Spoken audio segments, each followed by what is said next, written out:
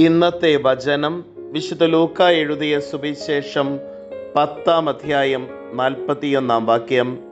കർത്താവ് അവളോട് പറഞ്ഞു, മർത്ത മർത്ത, നീ പലതിനെക്കുറിച്ചും ഉത്കണ്ഠാകുലയും അസ്വസ്ഥയുമായിരിക്കുന്നു. കാരുണ്യവാനും സ്നേഹനിധിയുമായ നല്ല ദൈവമേ, അങ്ങേ തിരുസന്നിധിയിൽ ഞങ്ങളുടെ എല്ലാ പ്രാർത്ഥനകളെയും ചേർത്ത് വയ്ക്കുന്നു.